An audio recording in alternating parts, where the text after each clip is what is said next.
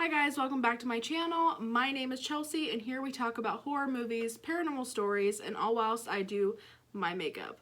Today we will be talking about Netflix's three-part series, Fear Street. I'll be giving my opinions, some thoughts. I will kind of tell you a little bit about what I think, and then I will get more into it. So if you haven't seen it, I'll give you some of my thoughts, and then I'll get into more detail. So if you're like, I actually want to watch it, you can bounce. But if you don't care, stay. If you've already seen it, stay. We'll be doing a fun makeup look. What kind of makeup look? I don't know. Half the time I don't really know what I'm doing yet, but it usually turns out pretty good, I think. Go check out my Twitter, Instagram, TikTok, Facebook page. I have literally all the social medias.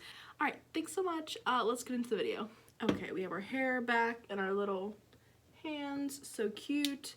Today we are talking about Fear Street. Fear Street is a three-part movie series that Netflix released over the last, well, not 3 Fridays now, but about a week ago, the last 3 Fridays. And I cannot tell you how excited I was for this. Like, when I first saw it, I actually didn't know about it, like, prior to. I watched it, I loved it, I thought it was such a fun movie, and then when I saw there's 2 more coming out, and, like, obviously, like, the story continues, so like there has to be more, and I have not been so excited for like things to release or for like a series to come out in a really long time. So let me start doing my makeup. So Fear Street is based on, so let's get into like what Fear Street is. So Fear Street itself is the movie, the series, whatever, is based on a whole book series from Goosebumps, R.L. Stine. And I think I looked it up and it was said that Fear Street, gosh, I can't talk. It said that Fear Street is based on like 17 R.L. Stine books. I think it's like a whole series. I've actually never read it, but that's what I saw. So it's basically based in 3 different time eras, and they all connect, they all run together. Part 1, the first Fear Street movie, starts in 1994, and it follows this girl and this boy, Dina and Josh, and they kind of embark on their own adventure.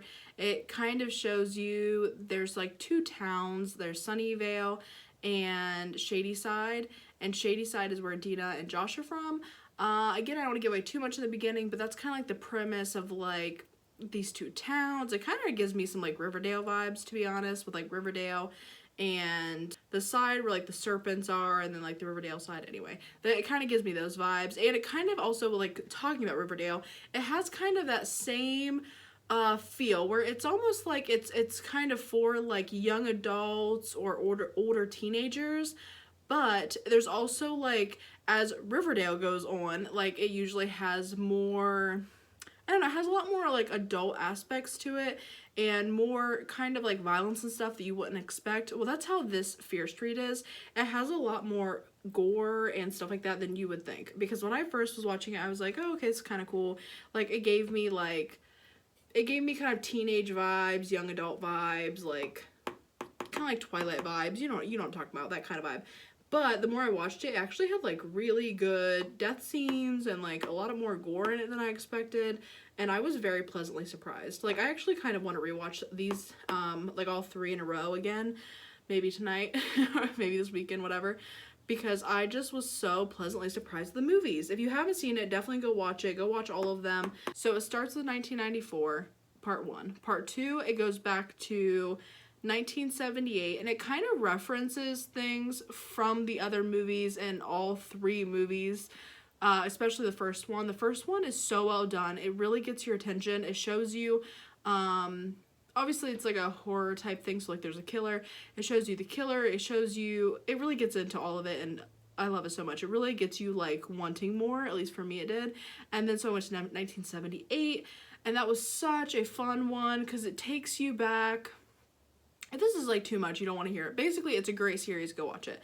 So 1978, it takes you back to a camp, and it gives me such Friday the 13th vibes, and I love that so much because, I mean, if you're like a horror fan, most of you love like the 70s and 80s horror because it's like classic, like we all love it, and that's what it gives you, Friday the 13th vibes, and I love that. The third one is 1666, which I like that they went back to that because it's I don't know, 666, like horror, like R.L. Stein, like just the whole thing. Like that had to be the year. You know what I mean? Like you could have done like 1667 or 1680. I mean, it had to be 1666. Like it just had to be. Great decision, great choice. We love it. And obviously with 1666, it takes you back to whatever was going back and then. It's kind of like, it kind of takes you back to like a Salem witch trials type feel, which I would say, for me personally, I prefer movies, like I always just prefer movies usually that are kind of set in more of a current era or go back to like maybe the 60s and on. But anything that's like usually like 1800 or older, usually I'm not the biggest fan of. So I was kind of like about this last one, but obviously I had to watch it, like I had to see what else happened. But I was pleasantly surprised. Like there were some things I was kind of like, I don't know, this wasn't my favorite. But overall, like even though it was set in that time period, it still had very much like current era vibes to it, if that makes sense. And it's just so good. And the whole like story itself takes you to a place that you just don't expect. And I really like that. I really love the whole series. Okay, now we're gonna get more into specifics. So if you haven't watched it, leave now, or if you don't care, stay, hang out, do some makeup with me. And the first one, 1994, you see, I want to say all the killers. Not 100% sure, you might miss one or two, but pretty much you see almost all the killers, and they are coming after Dina, Josh, and their two friends. And I would say, I'm going to kind of jump around a little bit because if you're here, I'm going to tell you all the things that happened. You've probably either seen it or you don't care. But I did not expect Dina's two friends to die. Like, and I think that's where I really was like, oh, like, that's when it took the turn for me.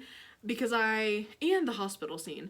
Because I didn't think that they would, like, let these characters die. Like, I thought they were going to, like, maybe have, I don't know, a couple random characters, and I guess kind of, now that I've seen the other two, I guess those two were kind of random characters, and had, like, a purpose to die, but I didn't expect them to die. Like, I feel like we got to know the characters, I feel like we were starting to care for these characters, and then toward the end of the movie, or at the end of the movie, they were, like, killed. Now, their death scene's iconic, like, the head through the freaking grate, whatever it was like a pasta maker, meat grinder, that's what it was, a pasta maker.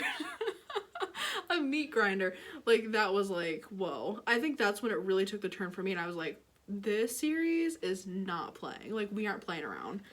And then the hospital scene is where I realized it was going to be more gory than I expected, which I love. Like, hello, I love Saw, Hostel, we love the gore.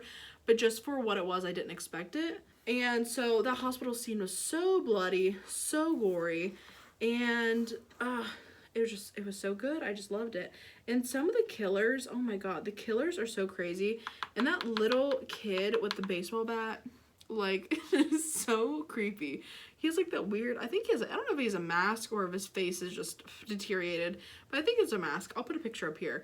I'm actually gonna go through all the different killers and talk about them as well. And I love how they had the bit where the kid with the skull mask, he was going through the houses, because at first I was so confused. I thought he was just going to attack them and try to kill them.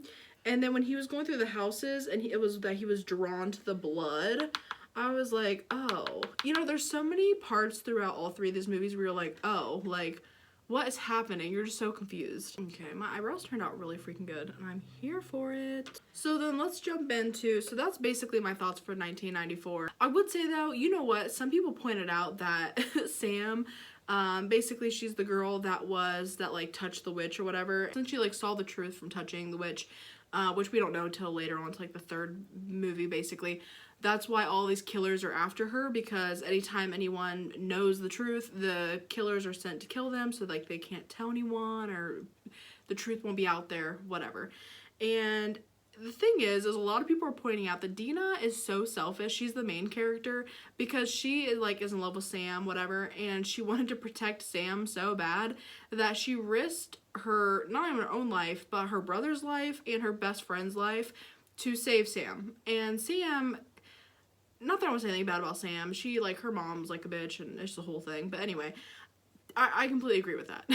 I'm like, I mean, I get, like, it's a movie, whatever, you're like, oh my god, like, you have to protect them, like, because none of you guys, you know, you're the main characters, like, nothing's gonna happen to you guys. And then her best friends, who were kind of like, we don't even know this bitch, like, we don't care, like, why are we risking our lives for her? Those two end up dying for basically this girl. And it's like, if they could, you know, if they could go back in time, they would not have freaking helped you. It's like, that was pretty selfish. A lot of people were saying that Dina was very selfish and they couldn't deal with that. And it's like, yeah, but that's like any movie. I mean, that's like the whole point, is like, there's always someone to save or something to save, whether it's the world or a person or whatever. And there's always one or two people that want to do it, one or two people that don't want to do it. And the one or two people that want to do it usually have some big speech or spiel, and they talk the other people into doing it with them, and then usually one of the people that didn't want to do it die. I mean, that's just like every horror movie, every action movie, every movie in the world. But I do agree that, like, yeah, that was super selfish. And at one point they actually like push Sam out into the hallway. Well, I think Sam actually says that she will just like kind of like sacrifice herself so that other people don't die. And then like Dina's like, no, da da da da da, and she talks them into like letting them help Sam because Josh thinks that he knows how to end the curse or fix it or whatever. And they have like this whole big plan.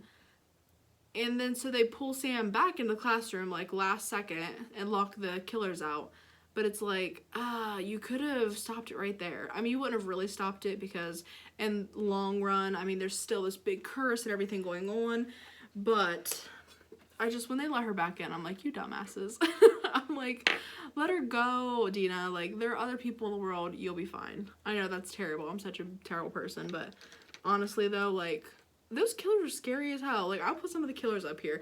Let's go through the killers right now while we're talking about. Let's go through them. So we're gonna count down. I think these are in chronological order. We're gonna count down from the, like, latest one, so 1994, back to 1666. So the very first one is Ryan Torres, Skull Mask. He is the one who was part of the mall massacre, and I just did some like red contour because why not? And he is the first one we are introduced to. That is how the 1994, the first movie, starts off. And preference, these aren't all of the killers. These are all of the killers that we are introduced to or see. Because at the end of the third movie, you see like, well, I think actually even in the second movie, you see the rock with all the names on it.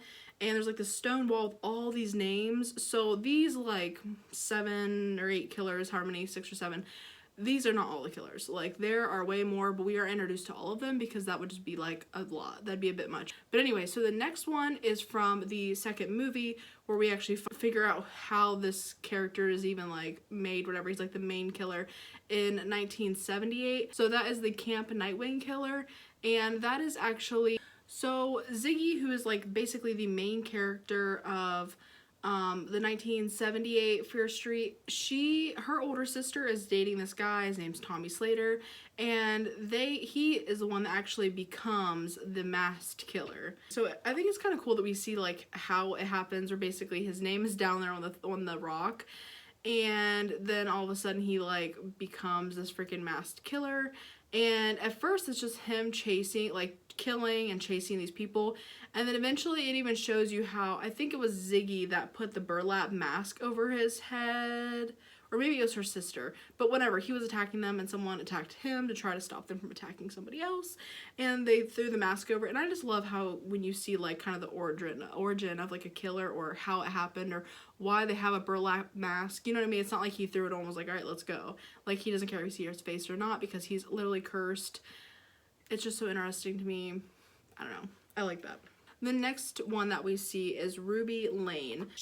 Her murders occurred in 1965. She actually killed a bunch of her own friends and then offed herself. And that's kind of her thing. But she is like, I don't know, she's kind of like, people think she's very like iconic. Like, her as a killer is very iconic, between her outfit and the fact that she carries a blade, I'm pretty sure. I don't know. To me, I like her, but I like I like other killers more. I like the Nightwing killer. I even like the kid in the mask. I don't know why, because I love Halloween vibes, and just any person just in like a basic Halloween costume killing people. Like, I kind of love that. Like, I don't know. Like, I love Trick or Treat, love that kind of stuff. Anyway, I digress. If you love Trick or Treat, let me know down in the comments, because that movie, I love that movie. It's so good. Also, let me know of these three, which one is your favorite? For me personally, since we're talking about 1978 is my favorite one. I love like Friday the 13th. I love Sleepaway Camp. I'm sitting here saying how much I love it. I can't remember what it's called. I love Sleepaway Camp. I love like killer camp story type things. I don't know. It's so fun to me. I mean, it's not really that fun actually. It's kind of terrifying, but it's that you're just like out here in this big secluded area. It's supposed to be this fun time, and then people are just going missing, and it's just the whole thing. Anyway, I love it, and I also just love the killer. In that like kind of time era, like, and Ziggy. Okay, let's talk about Ziggy. Ziggy is a freaking badass. Like, who else loves Ziggy for real? Like, let me know down in the comments. I love Ziggy. Like, who's your favorite character? Who's your favorite killer? Which one's your favorite movie? And who's your favorite character? I think my favorite character is Ziggy, hands down. My favorite killer, to be honest, as much as I'd like to say the Camp Nightwing killer, I feel like it's two all in the same movie. So besides him, my favorite killer, honestly, is probably that freaking little kid with the bat, because he's terrifying. Him, or the other one I'm about to talk about, who has the mask and he like drowns the girls, even though it says that he gets people, but we'll get into that. Ooh, this one, we also have the Milkman killer. The Milkman killer, he was shown a little bit, I think, in the 1978 one, and he basically was like a milkman that obviously was cursed, and he was killing like housewives, and I'm like, that's very much like on brand. Like, that's very much like a serial killer that definitely could have been or was. Yes, 1950s, like 1950s housewife, like we all know the vibes. And it's the milkman, he's a killer milkman, and I don't know, that's actually kind of terrifying, especially when you're just like, especially the 1950s, because like you're a housewife, you're just like working from home, you have the windows open, apple pie sitting there cooling. Most people in the 1950s, just in general, did not have their doors locked, which is so crazy. And now in 2021, we have like alarm systems, freaking doorbells that have like cameras, all the things.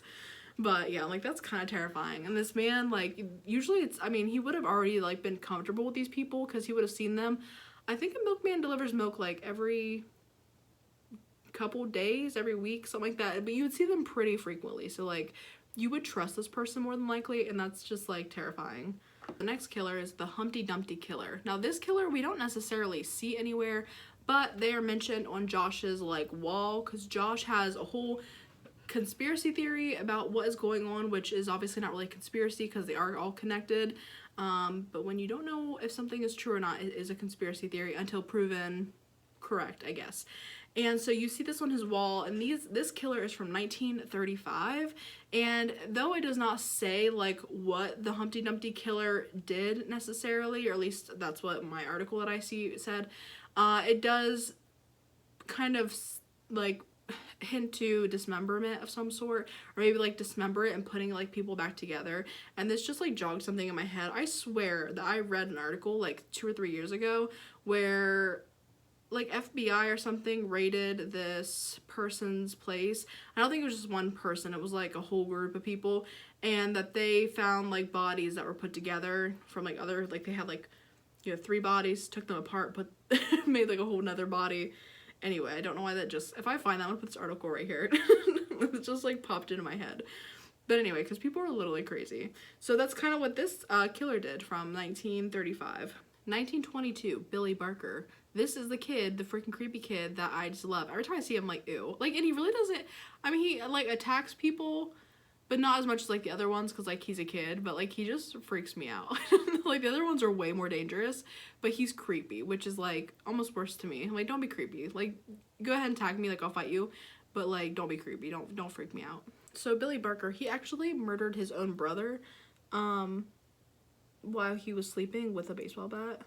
And then it says that he died soon afterwards, which pretty much all of these people, they would kill, and then they would either kill themselves or be killed, yada yada. And that's kind of the whole gist of this, is like, for, well, you've seen the end. So for the good family to stay in like good, the good graces of society, basically, and to always be ahead in life and to get what they want, which in the whole overall of this is like such a it's like such a big picture and such a real situation of like, not that people are out here with these curses. I mean, maybe they are, I don't know, but not that there's people out here with these curses necessarily, that are like getting ahead in life, but it's kind of is how some people get ahead in life. Is like you push this person into, you know, in front of the train so that you have this nice clear passage and you don't have to deal with them because you already kicked them to the curb. And that's kind of like that's kind of life. Not all the time, not obviously every person, but that happens a lot and it's really sad. All right, let's blend these together a little bit. Oh, but what I was saying, so that's kind of the whole thing of like, that's why these killers would die eventually, because they have to take people's lives, basically for the good family, so the goods don't have to do it themselves, and then they end up dying so they don't tell, you know, so they don't, like, there's nothing they can do, like, they're being possessed, so eventually they will kill themselves, or someone will kill them, like, that's just their demise. It's inevitable. So in 1904 we have the grifter. Now the grifter is kind of, I don't know, maybe it's because they didn't want to show it, but they've already showed so much gruesome stuff, I don't know why they wouldn't. But anyway, the grifter is said to have gutted women, girls and women, but when it shows the grifter, like, and through clips of showing like killers or whatever, it shows him drowning a girl. So I don't know if the gutting was like maybe just too much, but like I said, I mean, there was meat grinders, there's all kinds of crazy deaths. I don't feel like it would have been too much for the movie, honestly. So I have like, my eyes look like a sunrise. Very cute. So again, on Josh's wall of like killers and whatnot that happened on Shady Side, one of them said Farmer of Death, and it had 1890, but it didn't have any newspaper clippings or any explanation of what happened. But obviously the further back you go, especially in the 1800s, I mean, you can find stuff, but if it's a smaller thing, especially if you have Shady Side where all these killers are there, I mean, I would hope that someone would want to talk about it, because like those are people's lives, but maybe they didn't really discuss it or whatever, so I don't know. But that's one of them. Doesn't really talk about it, doesn't have a picture. I just wanted to throw it in there because it was in this article and I didn't want to miss it since we know about it. And I guess there was another one that said there was a big time gap between 1775 and 1831 with like a question mark, where maybe there wasn't killers, or he couldn't find that there was a killer. But then again, I feel like if there's even like that one boy, like he killed one person and then he died or killed himself or whatever, and it's like they could have just been a one murder and not a whole massacre, so that could have been the reason. And then I guess there was also one for 1832 on the board, but it was like an illegible, not readable, whatever name, so we don't know who that killer is. And then the last killer is Pastor Cyrus Miller from 1666. So when we do go back to 1666, let's talk about that as we're talking about this killer, our final killer. We basically, the kind of main characters show back up as people from 1666. So it is kind of funny though that it has like very much, it's like almost showing that there's like the same type of like issues or problems, because in the present, in 1994, Dina, the main character, and Sam, the one that's like possessed because she touched the witch, Dina loves her, and I think Sam loves her too, but Sam's mom's like not okay with her being gay, being lesbian, whatever. And so, and Dina's like, but I love you, like, we love each other, like, why can't we be together, that's stupid, da-da-da. Well, then we go back to 1666, where that really wasn't okay, and Dina is now, she, like, kind of wakes up as Sarah Fear, because she's, like, I think she finds her hand, or maybe she finds her hand and she puts her back together, but as she touches the body, like, all of this stuff comes to her, like, this is what happened, and so then the whole movie is her as Sarah Fear, living her like final moments, final days, whatever, to see what happened. And she too is in love with a woman, a girl, whatever, I guess they're both younger, a girl, and her name's Hannah. And Hannah's father is like, he's the pastor, so like that's even like worse, because, you know, and he is like starting to act really weird. He has flies around him, and that's something too, there's always like flies, like even the very first killer, the very first like 15-20 minutes of the first movie, there's like a fly like in this kid's ear, and it's the killer. And then there's a fly in this guy's ear, or around his head, whatever, and that he becomes the Cyrus Miller the killer. Cyrus Miller the killer. Pastor Cyrus Miller is just what he is, but anyway, now he's Cyrus Miller the killer, period, that's his name. And he basically, they go into, so I just want to point out that whole thing of like these lovers, but they're gay, so like they can't be together. It's stupid. But anyway, I digress. So that just makes it even worse, because then people are like, oh my god, you're gay and you're a witch. Which Sarah Fear is not even a witch. It's obviously the good family. We already know this. And so you have that whole aspect of it, but it's just, I love how they kind of pointed out how like all these years and people still have a problem with it. Like, what is your problem, dude? Like, if you have a problem with that, like, get a life. Like, get a freaking life, for real. Anyway, but for Cyrus Miller, the killer, as we are now calling him, he is so freaking creepy because he's missing eyeballs.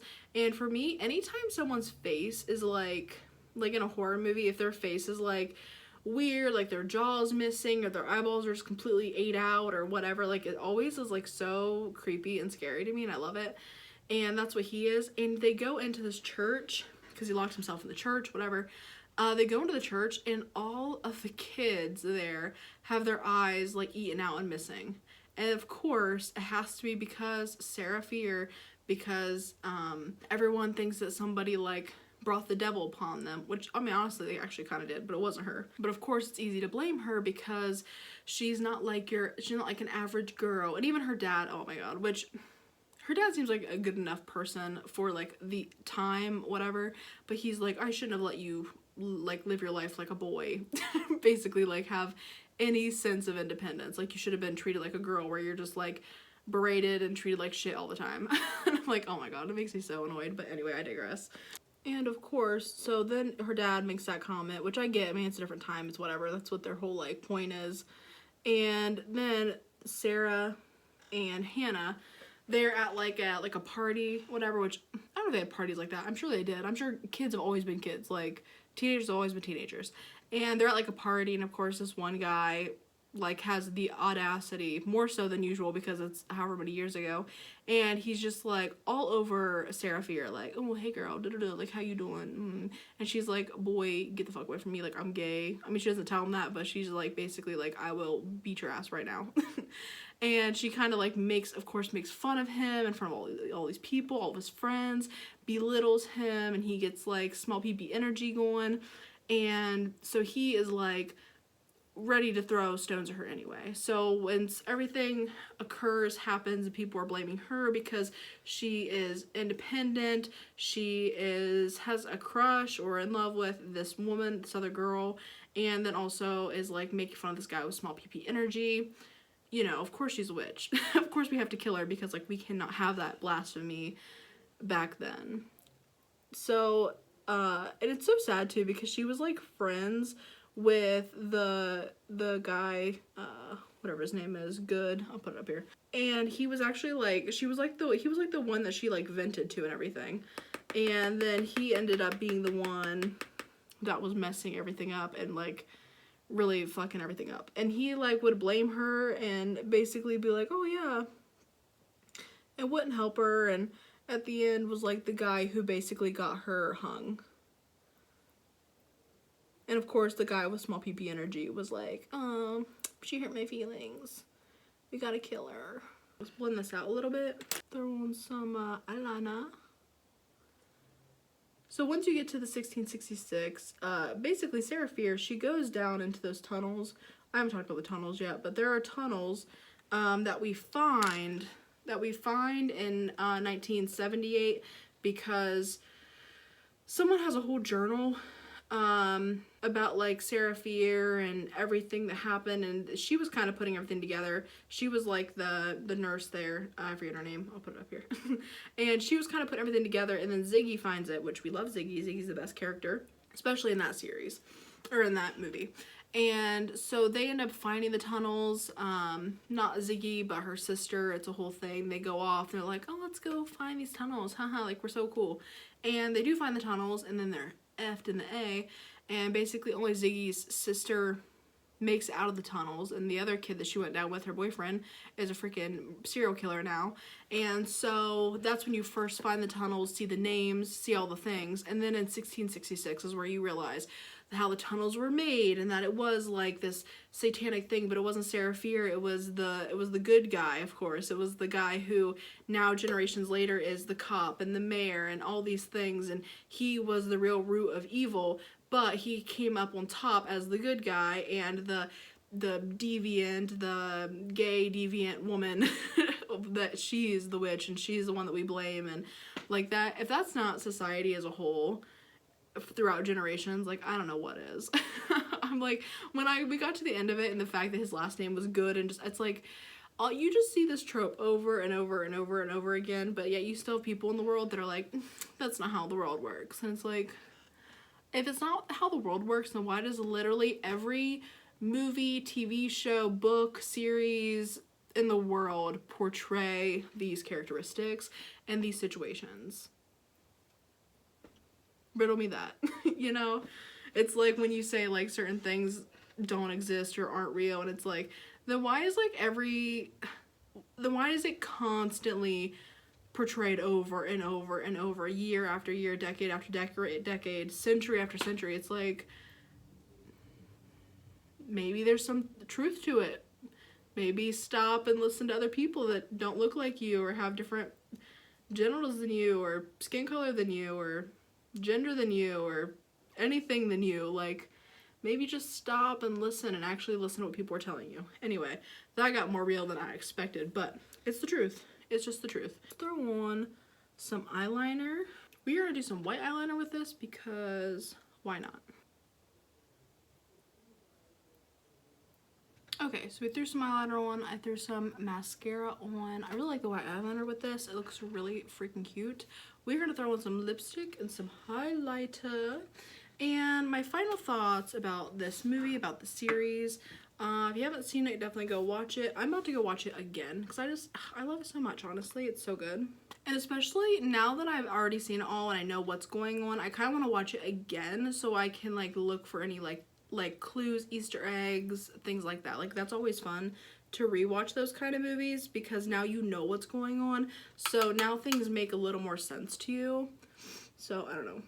Do you guys also do that? Do you guys like to go back and like rewatch things to see like things you missed?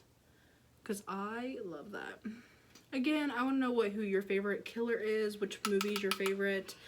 I think it's actually pretty popular to love the 1978, especially as like horror fans. Like, we love that kind of stuff for the most part, so I feel like that one would be the most popular. I might put a poll on Twitter. Definitely go check me on Twitter. I'm pretty poppin' over there.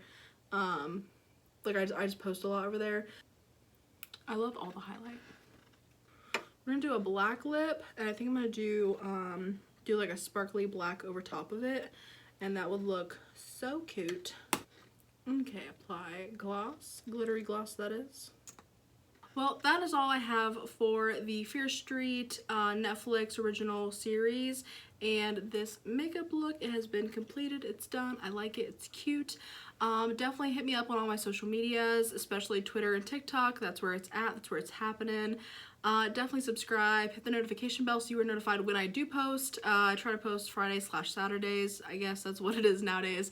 I will see you guys in the next one. Thank you so much for watching. Peace out.